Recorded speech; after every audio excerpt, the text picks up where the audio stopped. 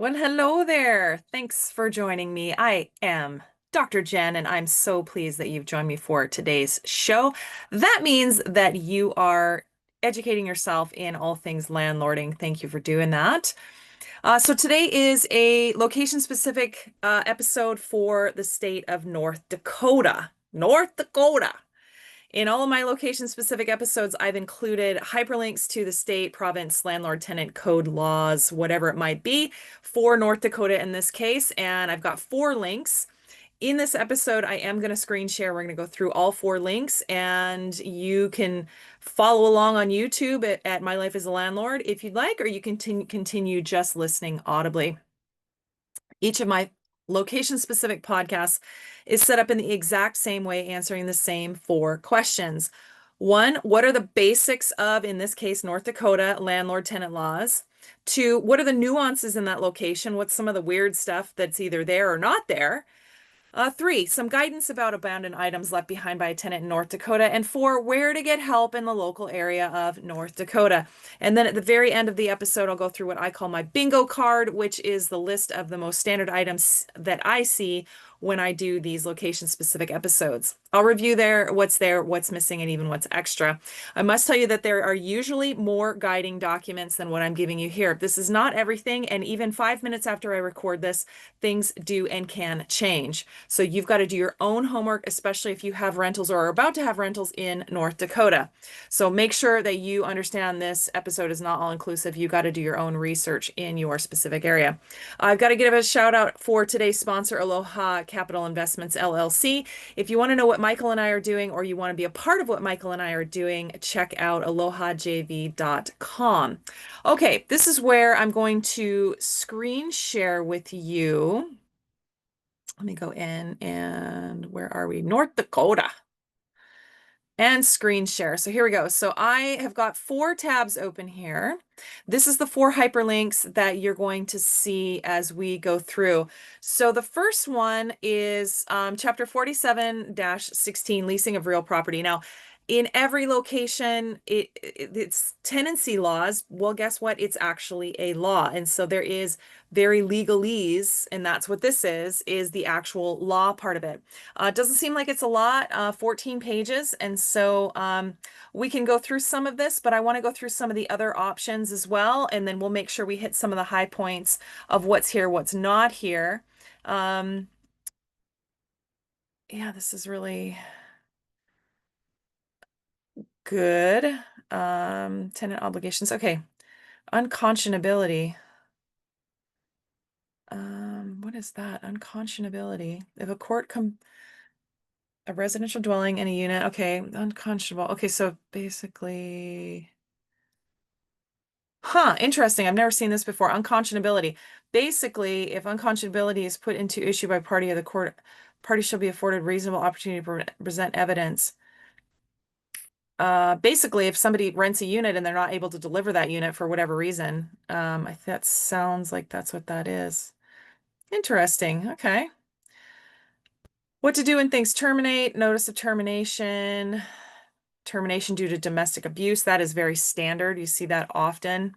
Typically, if there's any criminal activity of any kind and it involves a police report, if it involves a police report, and it's not safe, I mean, that's number one. One of the things you've got to do as a landlord is you've got to provide somewhere that is safe. Doors got to be able to lock, things like that. And so if you've got criminal activity, including domestic abuse, then you've got to make sure you follow the termination rules due to whatever that criminal activity is. In this instance, there's actually quite a bit. Oh, this is interesting. When lease of real property is terminated by death. You know, on My Life as a Landlord, we talk a lot about when a tenant dies or even when a landlord dies. But this is talking about only, let's see, this is 47-16-18. When lease of real property is terminated by death, only a lease of real property which is terminable at the pleasure of one of the parties to the contract is terminated by notice of one party of the death or incapacity to the other party. So basically, if the tenant or the landlord dies, then it benefits the other one.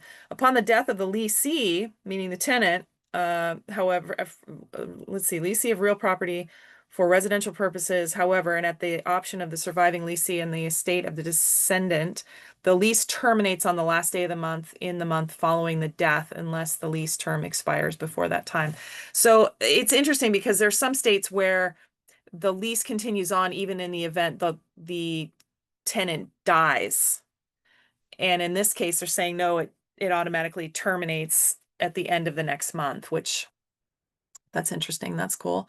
Okay, we're gonna keep going, and I'm just let's see. So it actually has some forms on how to give notice. There's a couple different things. Paying royalties. Interesting. What's paying royalties? Oh, gas and oil royalties. Oh, this is North Dakota. Isn't that interesting? I've never seen that before. Uh, this is about mineral rights. If you are renting something regarding mineral rights and you've got to pay royalties to the landowner, I guess that includes leases of real property. Well, that's new for North Dakota. Interesting. Okay. And then they've got one in here for wind energy as well. Okay, so that is, let's go back up to the top. Leasing of real property. Then you've got the Attorney General of North Dakota, Consumer Resources Tenants Rights. So this is Drew H. Wrigley, the Attorney General for North Dakota. And this is one of the resources that I just Google North Dakota tenancy laws. That's all I do is I Google that, and then typically on the first page I've got all kinds of government-based or PDFs, things like that. I try really hard because there's like law offices and there's national companies that come up, and then they've got different items for different states. And so I try to not go right into some of those bigger ones. I try to really go to the source documents. That's really, so that's what this is this is the Attorney General of North Dakota. I mean, that's a source document. So so let's go through what they've got here. Tenant rights here. The rental property before signing and lease, inspect the property, of course. You're presumed to have caused any damages not listed on the document, meaning the landlord must provide a detailed document describing the property's current condition, meaning a condition inspection form upon move-in. Note any existing damages on the documents before you and the landlord sign it. Basically, you need to do a walkthrough as a tenant with the landlord, which makes sense. And make sure, yes, you can take videos and pictures, but make sure that it's written down, and then you both sign it, and then you're both there. It's, there's no discussion about it. The pictures and the videos help, but it's the paper that in the event you go to arbitration or court, that's what they want to see, is they want to see the paper. So you're presumed to not to have caused any damages that basically are nuisance there, that are more than wear and tear, normal wear and tear. And then make sure you've got a lease. It's saying your legal rights can be charged by the terms of the lease, so read the lease carefully. Security deposit. This is sort of a once-over. It doesn't look like it's a very long web page. But security deposit. Landlord can require a security deposit up to 1 month's rent plus an additional deposit if you have a pet. This is interesting because there's quite a bit of locations that don't specify anything regarding pets. Now, we're not talking service animals. Service animals have a job. We're talking about pets. These are the freeloading animals that do not have a job. This is where if you've got a pet in North Dakota, then you can charge an additional, or that if the tenant has a pet in North Dakota, the landlord can charge an additional deposit. Further, if you have a felony conviction, if you have a felony conviction in North Dakota, the landlord can require up to 2 months' rent for a security deposit. The security deposit and an itemized list of deductions must be returned within 30 days of moving out. It's all really good. And the landlord can deduct for damages to the property or unpaid rent, but not for normal wear and tear. So basically, normal wear and tear is a number one thing that people are saying, well, what is that? Scuffs on the wall, scuffs on the floor, little bit of worn edges on the counters, but not sledgehammers to the drywall, not punch holes in the doors, not doors off hinges, not things like that. And so that's called willful damage. So the landlord can keep the full security deposit until the end of the lease term. Even if one person moves out early. For leases longer than 9 months, the landlord must pay interest on the security deposit. Okay. The landlord cannot charge a pet deposit for a service animal because it's not a pet, it's a service animal, but can require you to provide a medical note. Okay, so service animal, and the proper way to talk about that is what what function is that service animal fulfilling, right? You can't say, what's wrong with you? Why do you have a service animal? You can't do that.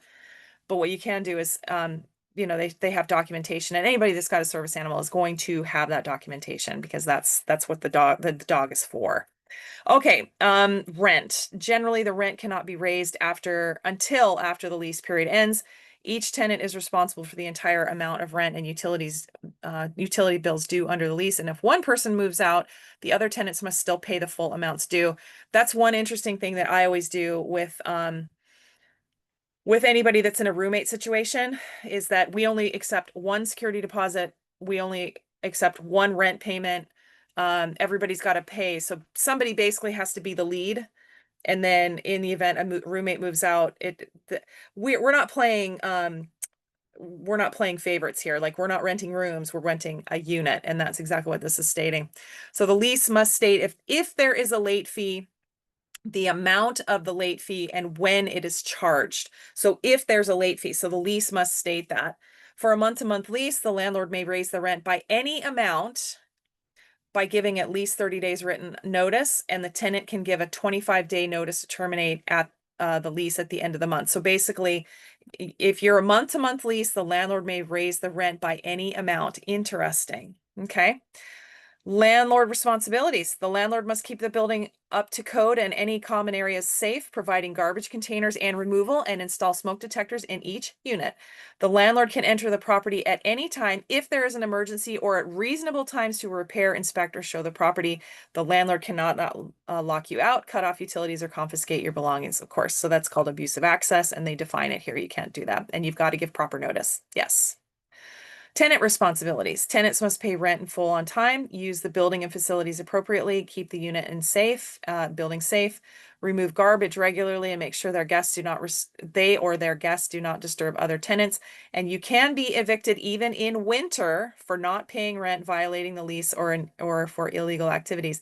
It's interesting. I have heard other people say that, especially this comes up in British Columbia as well, where people say, "Oh, you can't evict people in the middle of winter." And I go, "Where? Where is that stated? Where you still have to pay your mortgage in the middle of winter. So why wouldn't you still have to pay rent in the middle of winter?" So North Dakota is the exact same thing. So you can be evicted even in the middle of winter. Okay, so eviction. First, the landlord serves an eviction notice or a notice to quit, giving you 3 days. 3 days. That's quick to move out voluntarily. If you do not, you will be served with a summons and complaint. Legal documents will include the date and time of a court hearing, which will be between 3 and 15 days later. So that's really quick, especially where I'm from in British Columbia and Hawaii. The court days are not really that quick. If the judge decides in the landlord's favor, you will be evicted the same day as the court hearing unless you claim hardship, in which the judge can give you up to 5 days to move out, and they may do that. In North Dakota, Supreme Court has more information about the eviction process for tenants on its self-help page. I'll click that link here in a second. But also where to get help. The Office of the Attorney General cannot take a complaint about or mediate landlord-tenant disputes, and they cannot provide legal services to the public. But there are legal services of North Dakota. You can do small claim forms, housing discrimination complaints, finance agency. But so let's open legal services of North Dakota. Here's legal services of North Dakota. This is nonprofit providing legal assistance. Yeah. Oops. I don't want to sign up for their newsletter. And apply for assistance. You can go on and apply online. And so there's different numbers. So they're open 6 days a week. 6 hours a day, 4 days a week. And they've got two different phone numbers. If you're under age 60, it's 1-800-634-5263. If you're over 60, it's 1-866-621-9886. And then you can also apply online. There's also some self-help resources, including veterans homes stuff, which is cool. Okay. I like it. I like it. In fact, I will add that self-help page. Let's see. Legal Services North Dakota. I'm going to go ahead and I'm going to actually add that to the show notes here so that you have that. And this one is the self-help page for the state of North Dakota courts. This is the Supreme Court. of North Dakota. So this is an overview of eviction. We can go through this. Um, but there's quite a few eviction for tenant informational guide. This is actually good, but I don't want to focus on evictions. I want to focus on how to get you help and what are some of the high level points.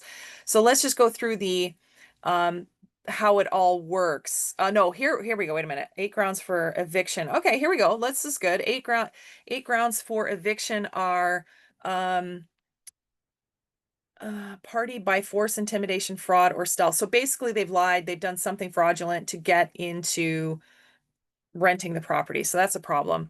The second one is a party after peaceably entering upon real property turns out by force, threats, menacing conduct the party in possession. So basically, they were good when they came in and then they turned bad.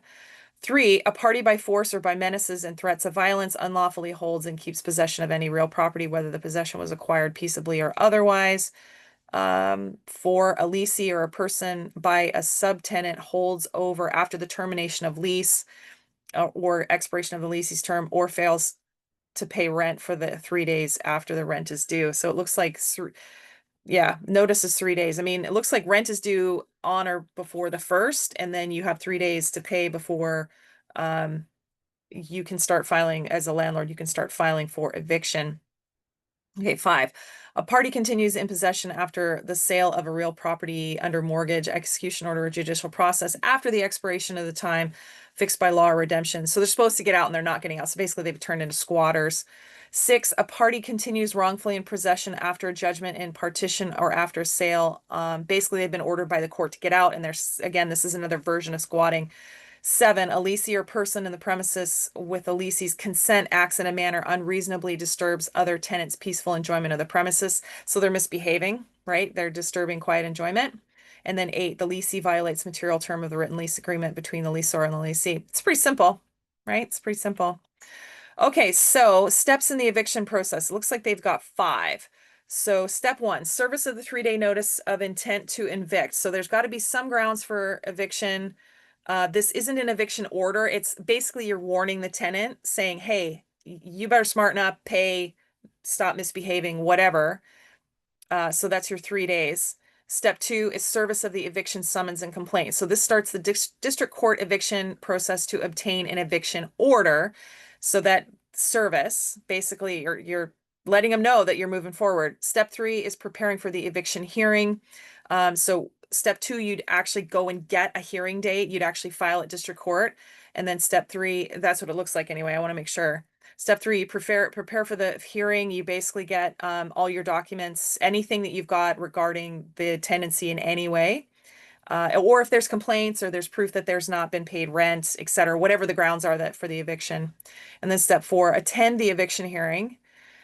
And in the event you, by the way, in the event you attend an eviction hearing, this is really important. If you are a landlord that is brand new to this and this has never happened to you before, please consider going to an eviction hearing before you actually attend your own. This can be a little bit anxiety inducing, attending your own eviction hearing. And it's simple things like, where do you actually enter the building? Do you need to pay for parking? Do they take quarters or is there a pay app? How do you actually get up to the courtroom? What are you allowed to bring in the building? You know, I brought cuticle clippers to the courthouse and I wasn't allowed to have them. So I actually had to go back and put them in my car. All of this takes time. You've got metal detectors potentially at your courthouse. I bet you do. So if you have to attend an eviction hearing, make sure that you get familiar with where you need to go, what you need to do, and it's going to calm you down a little bit because you understand how it works. If you're not able to do this, or even if you are, it's helpful if you can talk to either legal aid or if you can find other landlords in North Dakota that have gone through this and say, look, how can I prepare for this? And they might say, get there an hour early. Just make sure you're there. Make sure something happens, something changes, something weird happens. Just try to really walk through it yourself. If you just go in cold the day of and you're not sure which door, what happens is you can start running out of time and then you start panicking. And it's happened. I mean, I've had panic attacks as well. And so I highly recommend if you are new to this and you've never been to an eviction hearing or any kind of hearing, then you need to make sure you educate yourself about the actual physical locations and what you're supposed to do ahead of time. Okay, so please do that. Okay, that's step 4, attend the hearing.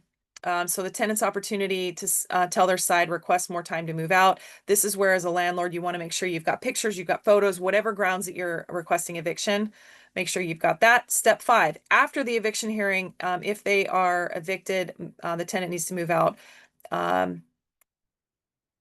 Okay, so eviction informational guide. This is interesting.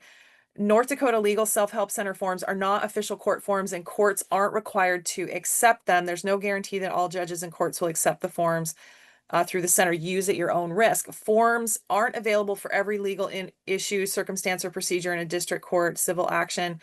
You want to make sure that you may need to create legal documents yourself. So this is another reason why you might want to talk with some other landlords. First of all, try not to get into the situation where you're evicting anybody. And even if you do, you might want to hire a lawyer. They might help you, at least guide you. So there's all kinds of different resources in here. Eviction for tenants informational guide. I'm just going to open this up and see what it says. So this is it. This is actually walking you through, this is the tenants aspect of this, parties in eviction. This walks you through the entire thing. What's a 3-day notice of intent to evict? How does it all work? The summons, the complaint. Okay, an abandoned property. Here we go. So this is one thing. In fact, let's go in here. In fact, I will add this into, once again, I will add this into the show notes. So you have this document as well. It's 26 pages. So let's go talk about abandoned property. This is when an eviction is ordered or something else has happened and the tenant leaves items behind. So this is on page 24. I've clicked on it. So what ends up happening with abandoned property from a tenant, there is usually a dollar amount and a day counter of how many days a tenant has to come and get their stuff, or how many days that a landlord has to hold their stuff in storage. And the dollar amount in North Dakota is $2,500. And the day that a tenant, you have to, let's see, let me just read it. If after you move out, you leave personal property for 28 days or longer, your personal property is considered abandoned. And if the total estimated value of your abandoned personal property is less than 2,500, the landlord may dispose or sell your property without giving any notice. So then it talks about what happens if you have an eviction or past rent. Yeah. Interesting. So, but that's all part of the abandoned items stuff, right? So, and there's hyperlinks all through this. This is actually very helpful that you've got this. Make sure, yeah, before you leave the courtroom, make sure you understand what happens next. Make sure you talk to the bailiff and say, I don't understand what happens next. This is very important. Okay, so this was the Supreme Court, and there's just tons and tons of resources here. Landlord tenant rights, North Dakota Apartment Association landlord tenant rights in North Dakota. I'm going to go ahead and open this one up too. Let's go in here. Oh, it says broken link. Whoops. High Plains Fair Housing Center legal guide and toolkit for renters. Let's go in here.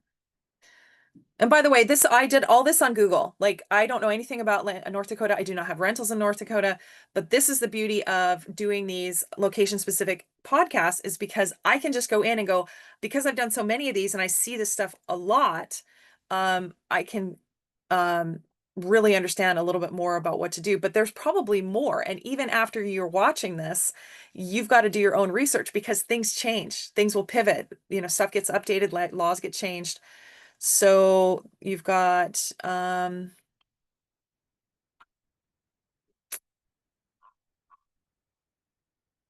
landlord tenant law, High Plains Fair Housing Center.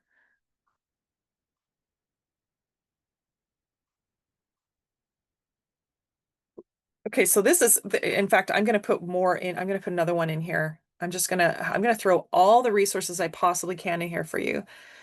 Renters insurance. Oh, renters insurance. People don't typically have renters insurance in there, but let's go through that. That was on page 7. Moving in, part of a lease agreement. Late fees, pets. Okay. So this talks about the difference between service animals, emotional support animals, and then pets. Renter's insurance is a question mark. At least they're talking about it. There's a lot of places that don't talk about it at all. Holding deposit, providing a security deposit. Okay, so this is quite, oh, this is interesting. How to communicate with your landlord. Oh, I've never seen this before. Start with a greeting, get to the point, explain the issue. This is what I call talk and facts. Be respectful. If you do not want it said in court, don't send it. Right? Right. Okay. Your landlord is not your friend. That is true. Okay, so let's keep going. We've gone through eviction, rental home cool toolkit, demand letters. Oh, there's a bunch in here. Move in. Oh, this is good.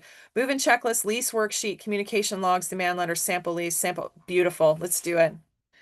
I'm adding all of this. So I've got one, two, four, eight North Dakota hyperlinks in the show notes for you.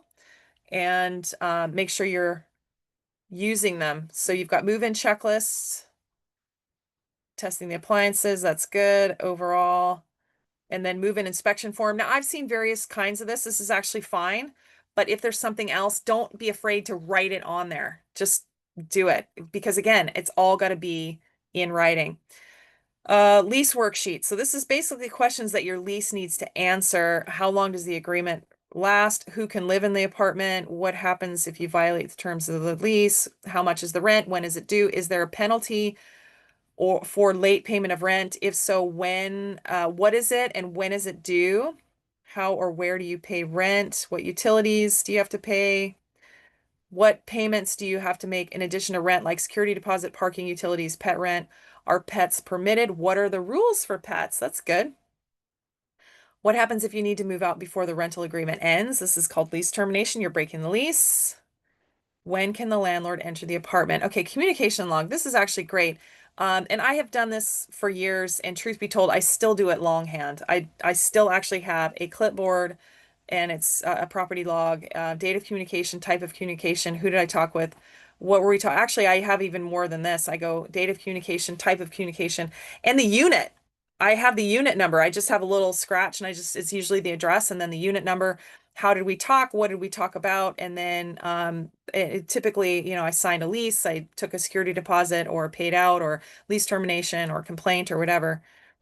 So this is good. They actually have a communication log. This is how to create a demand letter. That's cool. That's actually really good. And then they have an example of a demand letter. That's fantastic. Well done. Well done. This is talking about a demand letter from the tenant to the landlord saying, "Hey, this is broken in my unit and you haven't dealt with it." And it's seems like an essential service, which is cool. In this example, they talk about the lack of hot water in the unit, which is that's a safety issue, right? You can't get clean. Return of safety deposit. This is the ban for the return of safety deposit, lease termination due to domestic violence. And then some sample residential lease agreement. There you go. And then a sample 3-day notice of intent to evict. Cool. That's a very good resource. Okay, we've talked about some of that. I'm gonna keep going. The landlord tenant law in North Dakota. This one is this is more high level as well. So this goes back to legal North Dakota legal services brochure, landlord tenant law in North Dakota, and the Attorney General office in North Dakota, which we've actually already gone through. I'm gonna click this. I'm gonna open in a new tab. I'm gonna click this because I think we've already opened to this one. I just want to make sure we've done all of this. But before a lease is signed, security deposit, this is interesting. So they're saying the security deposit and damage deposit mean the same thing under North Dakota law. That's important to say. I don't normally say damage deposit, but people normally say that. It's a security deposit. It's different. Okay. Tenant can be required to pay a security deposit of up to 1 month's rent plus an additional deposit if the tenant has a pet, not to exceed the greater of $2,500 or 2 months' rent. A pet security deposit does not apply to a service animal required by a tenant with a disability as a reasonable accommodation under fair housing. That's true. However, the landlord can require supporting medical documentation for the service animal, and as someone who has a felony conviction can be required to pay up to 2 months' rent as a security deposit. Security deposit must be deposited by the landlord into an interest-bearing account, and this talks about the amount of interest. And then upon termination of the lease, landlord may retain the sum of the security deposit for damages. This again, willful damages caused by the tenant, tenant's pet, guests, unpaid rent, costs of cleaning, reasonable wear and tear expected. But you've got to provide a list of itemized deducted. Yeah. Okay, here we go. Let's see. Tenants must pay rent on time. Failure to pay rent, landlord's failure late fee cannot be charged for missing the due date to pay rent, except if the lease has a provision of a late fee that specifies how much the late fee will be and on what day it will become effective. So that's important. If you are a North Dakota landlord, you want to make sure that you put in there that you do want a late fee, what day it is due, and how much is it. It's got to be something reasonable, right? It can't be like 20% of the rent. Like if the rent is $1,000, you can't have a $200 late fee. But you can say, you know what, it's a $25 late fee, and it's due on the second day, right? Something like that. Landlord's got to keep the building habitable, can't lock the tenant out. You've got to have reasonable access and property abandoned by tenant. We've talked about this already. Landlord cannot discriminate, which we know. Eviction, where to get help, and talks a little bit more about where to get help again. Okay, so that one's in the hyperlinks in the show notes. That's good. And then there is another one in here. This is landlord and tenant rights in North Dakota. This is from 2015. So this may have been updated. This may be outdated. But again, this is the, looks like this says High Plains, but I'm not really sure the which organization that is. Okay, I'm just going to go through it. This may be outdated, so make sure you're checking with this. But security deposits, I'm just going to go through and then I'm going to hit my bingo card list because I think we've hit just about everything for all of this. Periodic leases. Looks like so term lease, a term lease, a fixed period lease, like a 1-year lease, does end abruptly. So there can be a holdover situation in North Dakota. It does not automatically convert unless the lease says that it does, right? Unconscionability, yeah, rent, late fees. Yep, says right here, again, you've got to have late fees. Okay, rent increases. Here we go. If you are on a periodic lease, month-to-month lease, the landlord may raise your rent. We've talked about this. Provide notice in writing at least 30 days before the end of the month. Looks like you can raise the amount as much as you want. There's no required amount.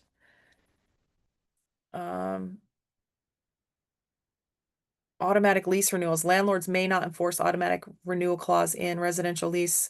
Okay, so you've got to, if the landlord gives notice of an upcoming automatic renewal and does not ask for a rent increase after the expiration, the rent is offered and accepted. The lease is presumed to be renewed at the same rent for the same period of time as the original lease. So if you have a 1-year lease and it's automatically renewed and there's been no rent increase, it's again another 1-year rent, 1-year lease at the same rent. You can't increase it then.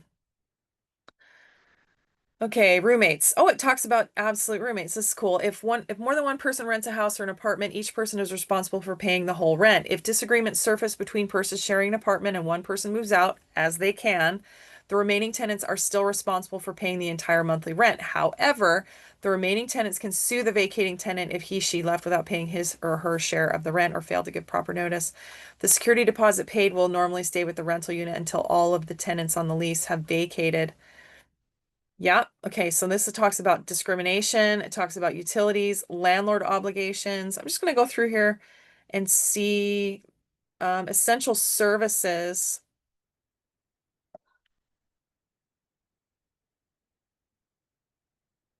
Yeah. So it's got to be safe, right? You've got to maintain everything that you're supposed to for essential services. Repairs. Oh, landlord right of entry.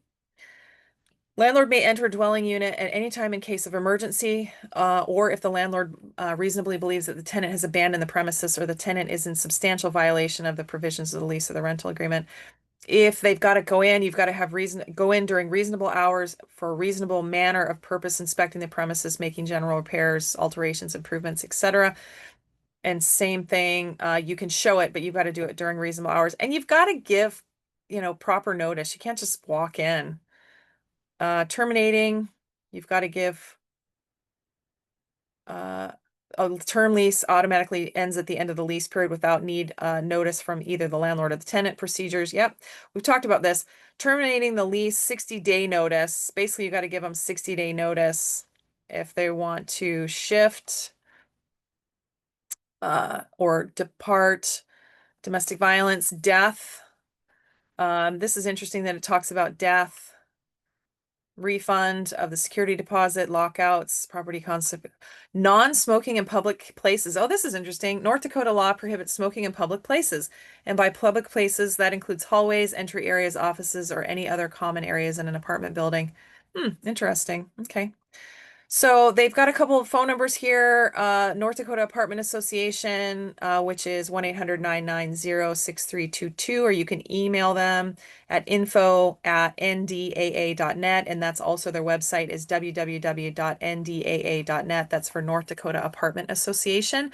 That sounds like if you are a landlord in North Dakota and you might be new, you might want to join that association. That's probably a good resource for you, especially if you're trying to learn. Um, yeah, and there's some very location specific items as well for that. So, okay, so I'm going to stop sharing and I'm going to go into my bingo card and make sure we got everything. I think we got quite a bit of it, but let's verify and then we will sign off here pretty quick. Here's my bingo card. Tenant application fee. It did not say anything about a tenant application fee. If there's a question, you could probably ask it. And I didn't see anything about it. Grace period for late rent without a penalty. Didn't look like there was a grace period for rent unless you say it, but looks like you can have a 3-day demand for rent right away. Late fee amount, and when the late fee is due. Again, it's got to be specified in the lease, but it does not talk about a percentage, a flat fee, or a maximum amount.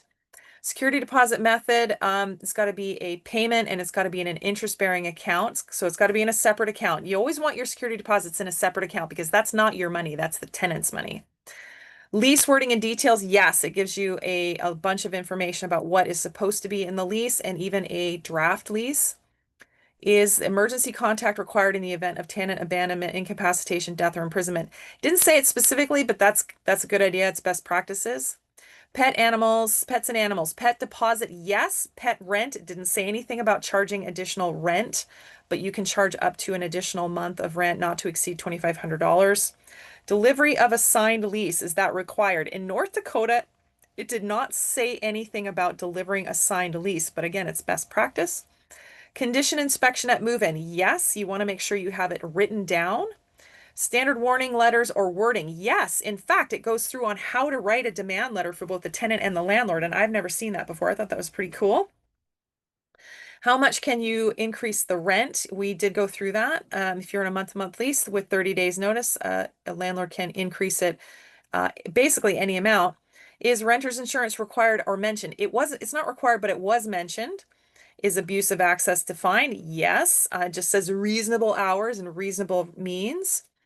Landlord retaliation defined and or timing. Now, landlord retaliation is when a tenant has either joined a union or reported the landlord for some kind of code infraction, health infraction, whatever, and the landlord then starts saying they're going to evict or they're going to increase the rent or they're going to decrease services is some kind of landlord retaliation. In North Dakota, they do not define landlord retaliation at all, which is not a bad thing. They just don't do it. End of fixed lease abrupt. Yes. Condition inspection at move out. It doesn't say, but in order to have some deductions from the security deposit, you would have to do a condition inspection at move out, even if the tenant is not present. Return of deposit 30 days after moving. Use of the deposit as last month's rent. Yes or no? Yes. Abandoned items, the value of the items, $2,500 or less. You've got to inventory. Well, it doesn't say anything about inventorying, but that's probably a good idea. Storage timing, 28 days, disposition instructions. Basically, at 28 days, if the tenant hasn't come to claim it, then the landlord can dispose of it. Okay, that's my bingo card. Looks like North Dakota has actually checked a lot of the boxes. There's some really interesting things about paying oil rights and mineral royalties. That's kind of interesting. So let's wrap it up here. Each of my location-specific podcasts is set up in the exact same way, answering the same four questions. What are the basics of that location in the landlord tenancy governing document? What are the nuances of that location? Some guidance about abandoned items left behind by a tenant, and where to get help in your local real estate, local state or province. Then I reviewed my bingo card of standard items I see most often in tenancy laws in different locations. And this is the same format for every location specific episode. So if you're interested in another geographic area, you already know the framework. You're just going to change the location, especially if you're looking at rentals in other locations, or maybe you're about to inherit rentals in another location, then you want to go to that location in my library. But again, a reminder, this episode is not all inclusive. You must research further in your specific area, including your county, regional district, parish, city, whatever it might be, the governing body that involves your specific rental location. But today's episode will at least get you started. If you're listening to this podcast, chances are that you're either new to real estate or you're new to real estate in North Dakota. Things you can do to help yourself: read the North Dakota landlord tenant laws. Start by checking all 8 of the hyperlinks that I've included in these show notes. And second, check out your local meetup group in your city, county, parish. How do you find these, might ask? Jump on social media and ask other landlords in your area. Facebook is most active. And just say, hey, I'm a brand new landlord in North Dakota. Where are all my other North Dakota landlords? I guarantee you they will jump out.